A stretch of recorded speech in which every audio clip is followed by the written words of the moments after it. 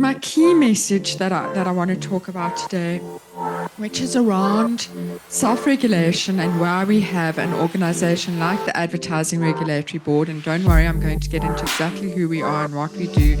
We don't want that when someone promises their product is going to cure your wrinkles in 7 days, that people go, well, obviously that's not true. I'm not buying that product. We want people to believe the claims they're hearing.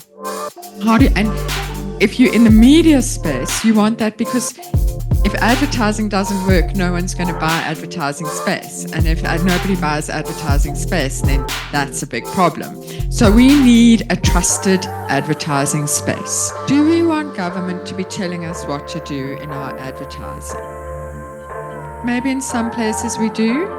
Do we want it to be like the Competition Commission, where if you make a mistake in your advertising, you're going to have to pay 10% of your turnover? Definitely not. So legislation's powerful, so it's got its place, but that's the one option. The other option is self-regulation. Self-regulation is the industry coming together, making rules for itself, and following those rules. So saying, government, we don't need you to tell us what to do, because we are going to behave in a responsible way ourselves. What we have realized is in the rest of Africa, it's a little bit harder to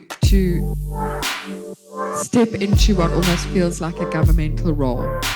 And there is a fear that government will be angry if you establish a self-regulatory organization. And that seems to be the real problem for the rest of Africa, and starting something like this. And if you are a member or a licensed broadcaster, you are bound by the ARB decisions, and you are bound by the rules in the Code of Advertising Practice.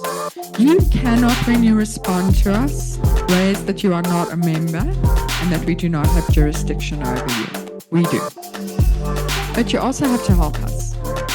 You have to help us enforce those decisions. And this is really important in the broadcasting environment. If we didn't have broadcasters pulling ads when we ruled against them, we would not work. And influencers should be using #ad if they have been paid for the ad in any way, shape, or form, whatever it is. The other thing for influencers is, if you don't reveal it, remember what I said at the very, very beginning about trust. If you know that this person you are following routinely has content that they were paid for and they are not telling you, you're going to stop trusting them. You're going to stop believing what they're saying, and you actually will in the end stop following them because you'll be so annoyed by it. By using #ad, the influencer is showing you that they are a trusted communication space. Who do we go to? We go to the brand.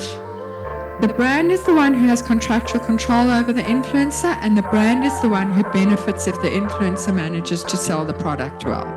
However, the influencer gets caught up in the drama.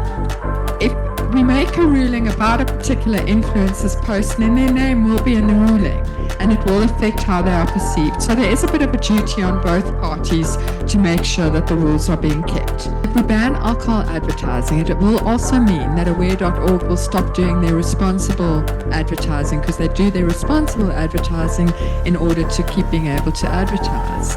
Do we want to pull things and then not have responsible messaging going out to our kids? I don't know.